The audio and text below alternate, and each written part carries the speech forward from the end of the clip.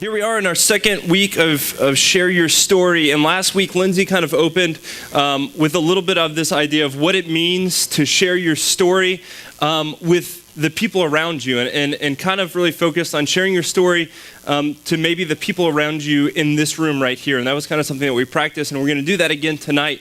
But tonight, I kind of wanted to think about this idea of sharing your story to maybe people that you had never met before.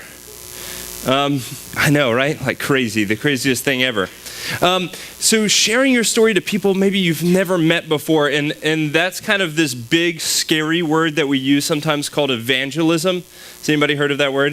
Evangelism? It's kind of this scary word, and anytime I hear the word evangelism, I think of this story when I was working in Clarksville, a little bit north of here, and I worked in the smaller church.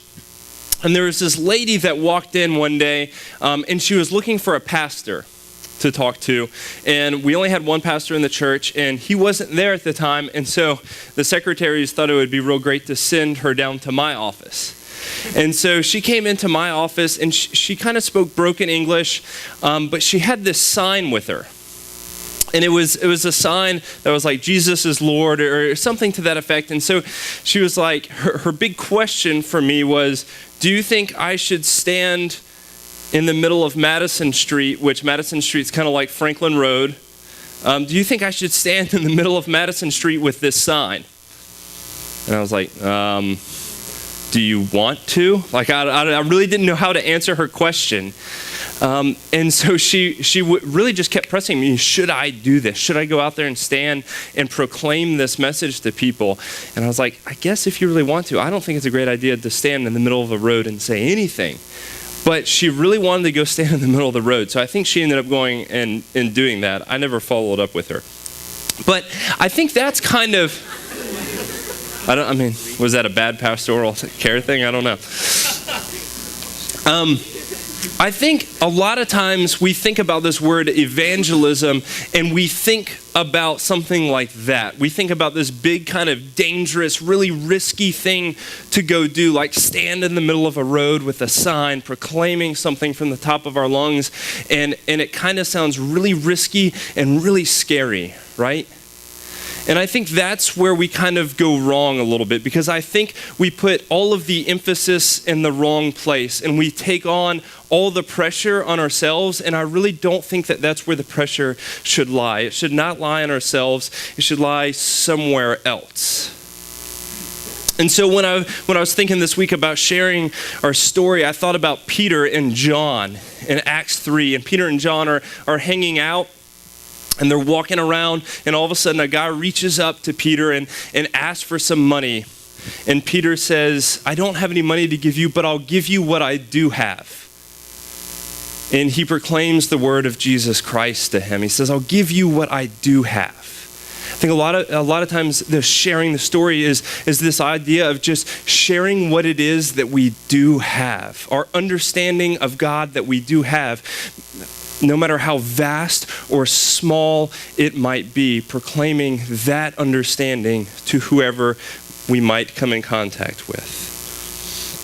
So I think we give ourselves too much pressure when thinking about sharing our story. And so I went on and I thought about Romans 2 as well.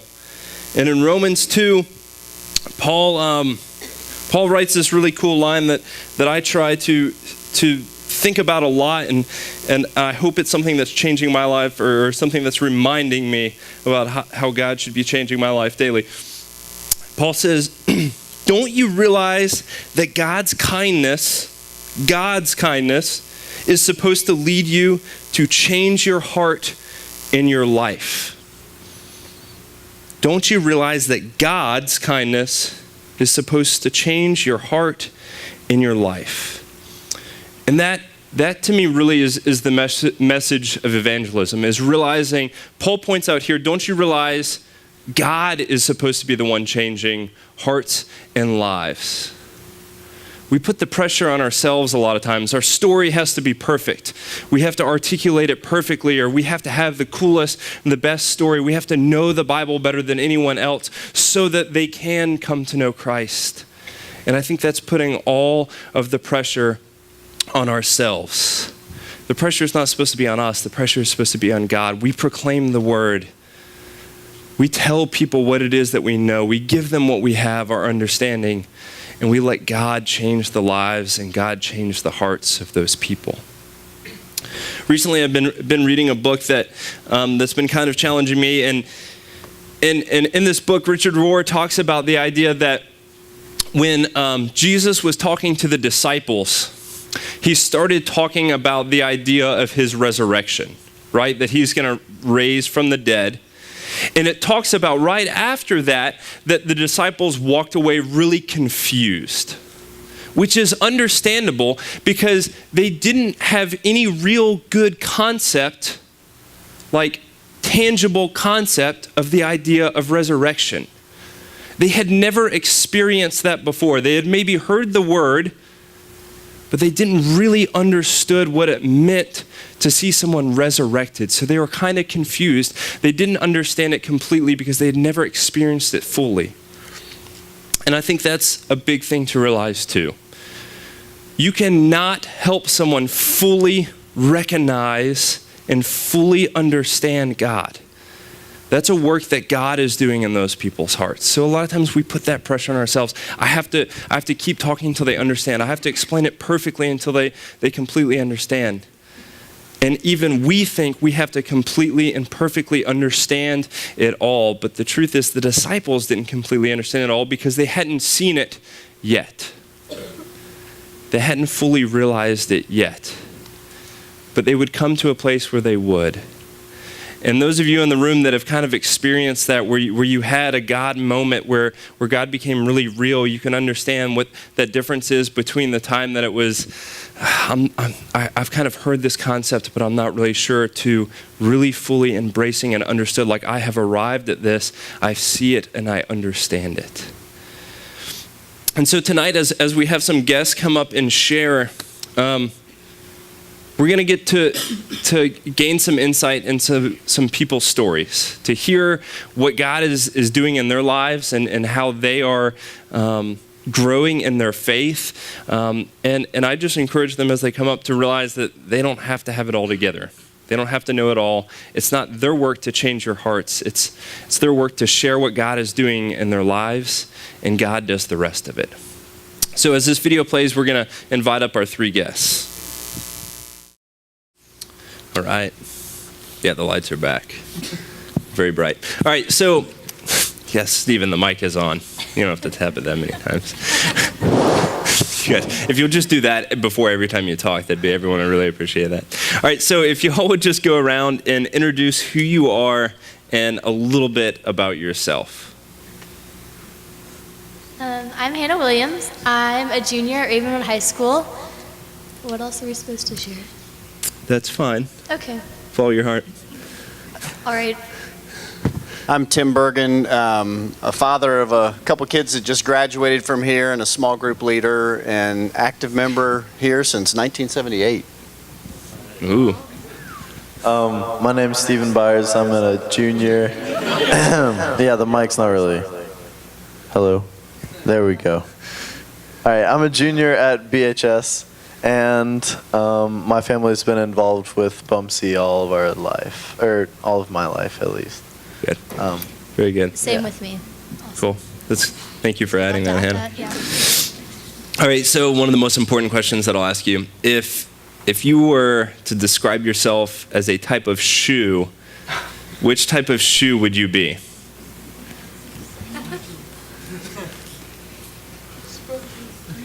I'll go. Okay. Thanks, Tim. I'd be a basketball high top because I provide a lot of support.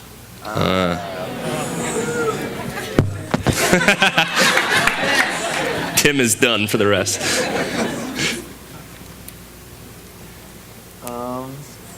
That's all you. I like galoshes. Yes. I just like that word a lot. What are galoshes? Like, are they for? And the rain? Okay, so I protect my friends. I don't know how galoshes protect from rain. That's a good recovery. Good. Yeah. Hannah?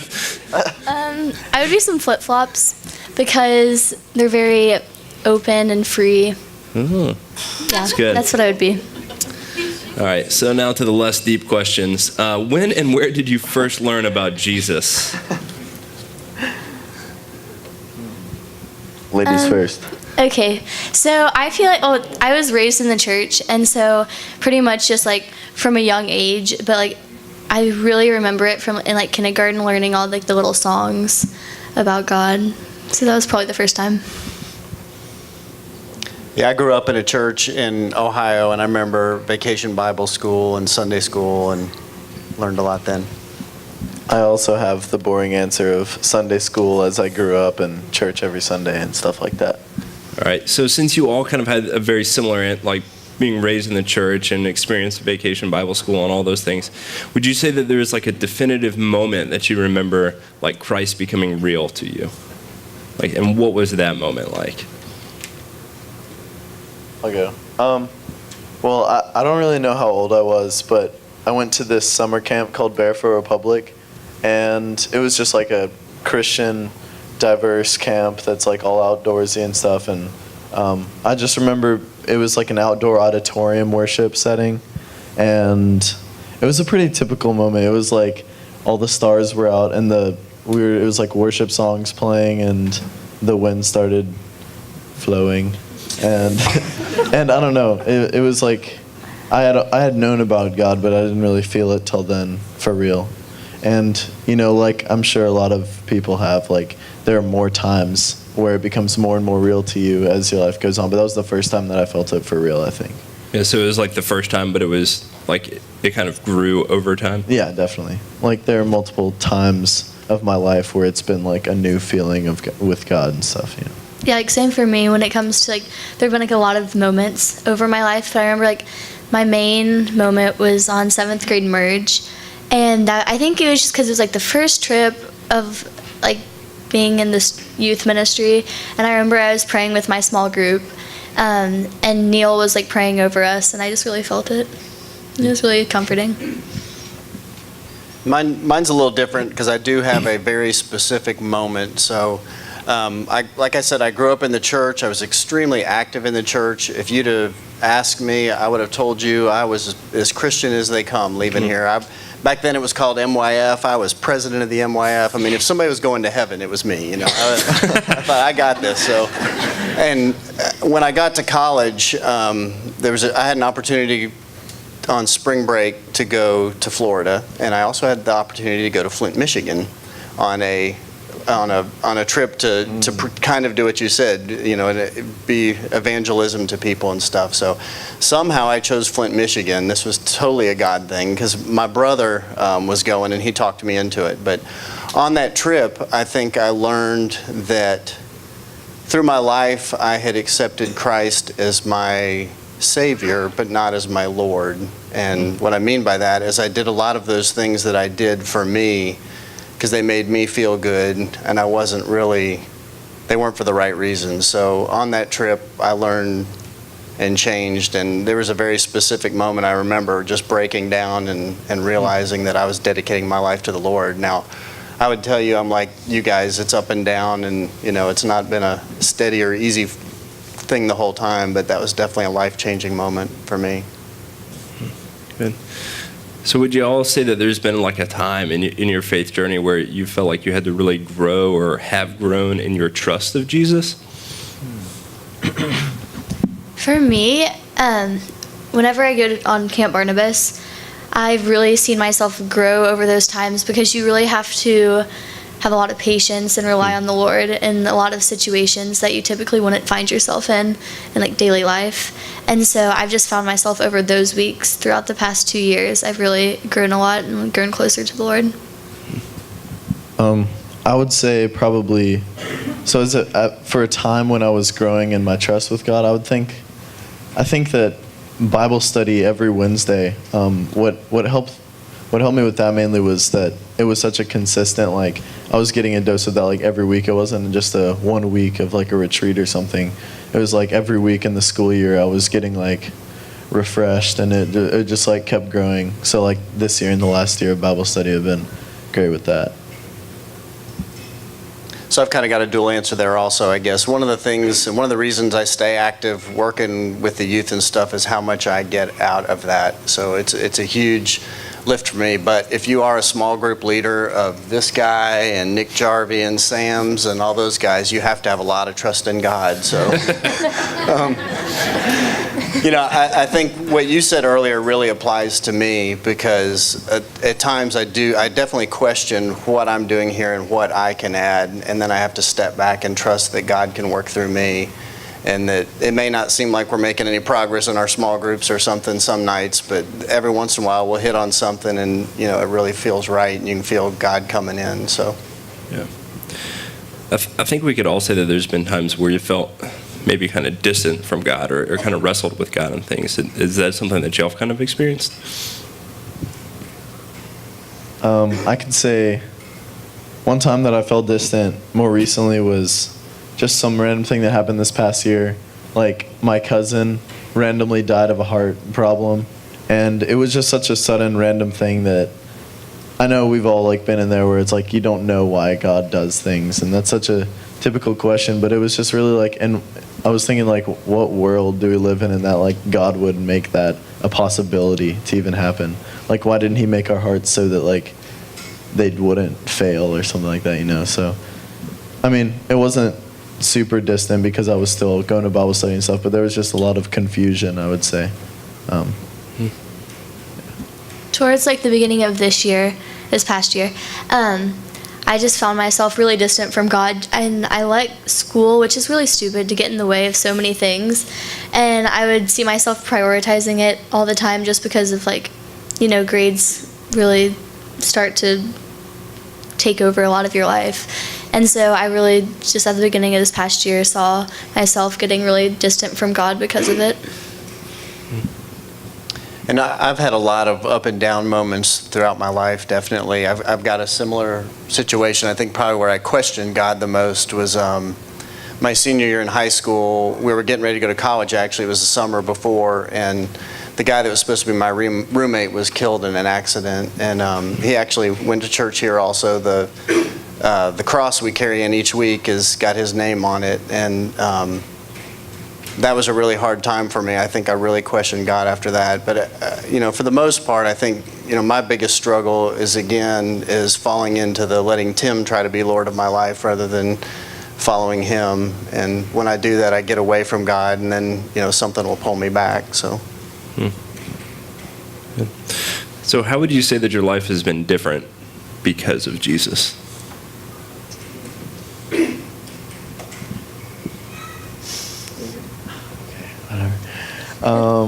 Let's see. Well, as I said, Bible study is a great way to kind of consistently keep something going, because we'll have a focus on each week. So sometimes there'll be a goal that we'll set at the end of the week. It's this week, push yourself to try to do this, walking around the school hallways, or and just try to look at things differently. And there'll be a specific thing that I might work on each week, and it's it really does help in the long run, just having people go through it with you. That's the best way to do something, is with good friends or leaders to help you through it. So I think verses and going over things in Bible study, telling us how we should go about our life is and actually applying them and putting an effort to apply them has really helped me.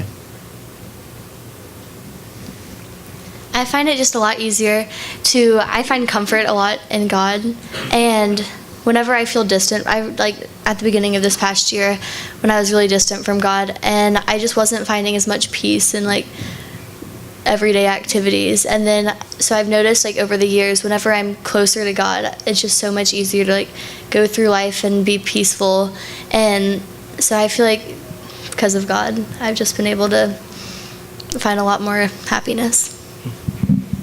I'm going to sound like a broken record here, but I think throughout, I can look at so many different times in my life where I can look back and realize God's plan was so much better than my plan. And I think just learning to trust God, really has made a difference for me. And I feel like I see myself ending up places and doing things, and that's really changed my life. So. Okay, so one final question. what has it been like up here to kind of share your story or kind of share your faith? And what would you say to other people who are kind of thinking there's no way that they could sit up here and do that? First thing is, it's so bright you can't tell people are here. So it feels like you're just talking, and you took a lot of pressure off of us ahead of time too. So I do think that, one of the things I always struggle with is that I'll ever have something that I say that's important enough or will hit somebody. So I think, being able to relax and just tell what's truth, somebody out there that may hit a chord with them, and that makes it a lot easier, I guess. Same for me. Like coming into this, I was like, there's nothing that I could say that would impact anyone. Like I don't have a story to really tell, and so, and I was like kind of honestly like pretty nervous to come up here, but it was really, really nice. I guess I would say, talking in groups like this and having a leader, like maybe prompt you with questions or like talking about your faith, you kind of grow yourself in it. Like this is just a short, 10-minute talk or whatever, but I would say that if any of you guys do this you could come to Bible study Wednesday nights, or I've said that 4 times. And you're plugging me a lot there. Yeah. I appreciate this. But I don't know, small groups and stuff, you guys know that. Like if you have a good talk, it can really reap some benefits. May not be for you, maybe something you say that helps someone else, but all in all, it's a great experience. That's good. Awesome. All right, let's give these people a round of applause. Thank them for sharing their story, and again, realizing that we all have opportunities to share our stories daily. As we interact with people at school, as we go through grocery lines, as we do all that, all are an opportunity to share our story, to share what it is that we do have, which is the love of Christ. Let's pray, and then y'all can head to small groups. Gracious and loving God, we